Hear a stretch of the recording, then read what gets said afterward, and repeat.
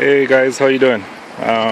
Welcome back. I just want to say thank you all for taking a look at our videos and see how things are going. Newfoundland, beautiful beaches. It's like I'm down at Topsail Beach right now. It's not much people out. It's a little bit overcast today. You can hear the water in the background. It's still beautiful, man. Oh my. Just gonna touch on a few topics. Just one thing in particular is that, we look at what's going on in this world and we're asking for a change. And the one thing I have to basically talk to my brothers, it doesn't really matter whether or not you're black, Hispanic, white, Asian, doesn't matter what it is. Indian, we have to look at it and ask ourselves a big question. Am I my brother's keeper? Just think about that for a second. Am I my brother's keeper? Like we look at it, places like in the States and all over the world pretty much, but mostly in the States, Chicago, Detroit and all those places where they figure you can't walk by somebody and because the person look at you a bad way or probably didn't pay you back something, you decide that you have to go take their life. Or black brothers and black sisters are out there shooting each other like nothing. Wherein government don't really care too much of what's going on. They just figure, a lot of times if you look at it in the news, people will just say, oh, nice, they're shooting each other and killing each other.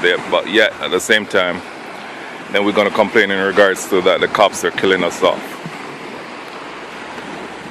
How is it that we are supposed to protest about cops killing us off when we ourselves are killing each other off? We got to stop, man. That's one of the big things that we got to do. Stop killing each other off. Stop shooting each other. Become a protector of your brother. Become a protector of your sister.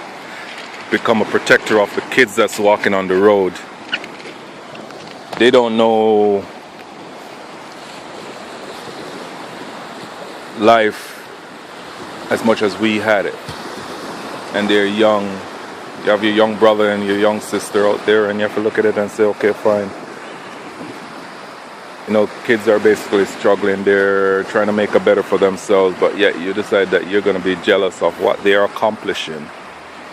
Or because you think that they're better than you because they choose not to keep your affiliate or basically choose to join up a part of your gang or decide that they just don't want to associate with you.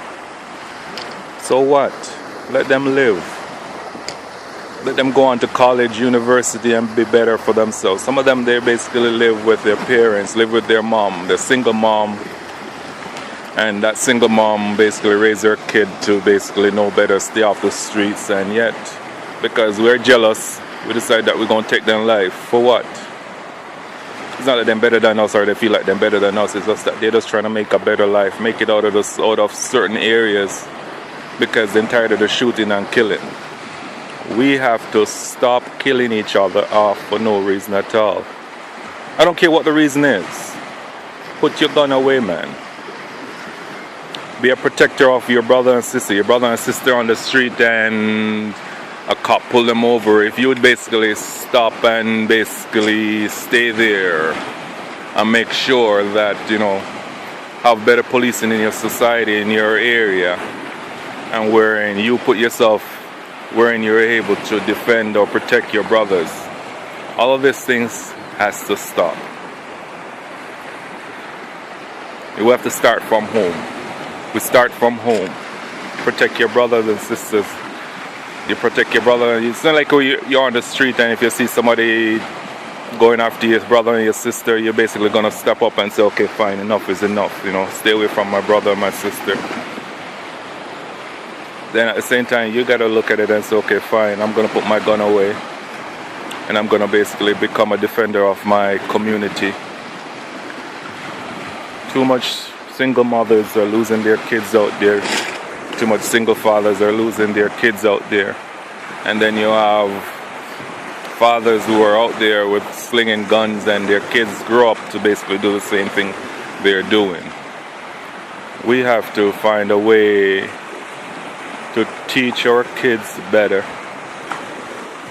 Yeah, 14, 15, 16-year-old, 13, if you don't be careful, out there slinging guns, because guess what? That's what they grew up knowing. They grow up, and then you have the older adults, them older teenagers, them showing them the weapons that they need to use. And when is it all gonna stop? You know, we can't be protesting in regards to that police are killing us off, but yet you might have 20 or 30 on a weekend that has died from our own black man, our own black sister basically shoot them down. We gotta look at these things. We gotta change these things and then demand change for society, change for the policemen them that decide that they want to kill us off. We gotta come together as a unit. We have to come together as one. We can't be divided. If we're divided, you cannot make it anywhere. If you come together as a community and decides, okay, fine, we're gonna stand as one, and if anything is going on, you have 100 people out there, you know, stand around. Sorry, we're not going anywhere. We're gonna stay here until we know that everything goes on right.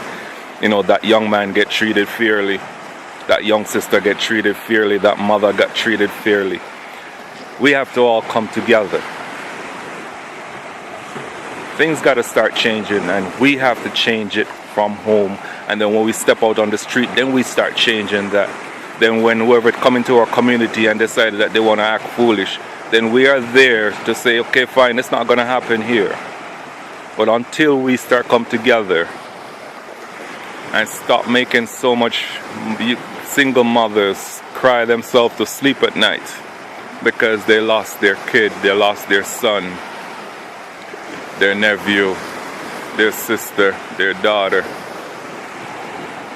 When is it all gonna change? I hope and pray that we can look in our hearts and say, okay, fine, I'm gonna learn to become my brother's keeper. You know, when God asked Cain, where's your brother? He said, I'm my brother's keeper, because he knew he killed his brother. So what legacy are you going to leave behind? That you were a gunslinger and you killed 150 people, which are your own brothers and sisters, or you killed 10 or 20. You're going to mark a notch on your belt of your own brothers and sisters. But then you're going to get angry when you see police officers out there ill-treating another one of you. You got to stop all of that. It doesn't stop with just our black brothers and sisters. We're looking at our Mexican brothers and sisters, Latino brothers and sisters. We got to change all of that, man. It's like, you know, you're flooding the system between blacks and whites and Caucasians and whatever it is. We're flooding our system with illegal drugs and basically killing off our young kids. And then when we basically try and make turf war. Turf war for what? You're killing off each other, man, and it is too far. 400 years and we're still basically the same place. You know, and if we can't say, okay, fine, we're going to change a few things, when is it going to change? If we can't change it, who is? Who will? Who's going to step up to the plate and change all of that? We have to change it. So, if you can see it in your hearts of wanting to make a change, wanting to make a difference, we have to do it. As I said, hit like, subscribe, hit me up, talk to me, let me know how you're feeling, and we can do this. No matter what it is, we can do it. Thanks again for checking in. Peace.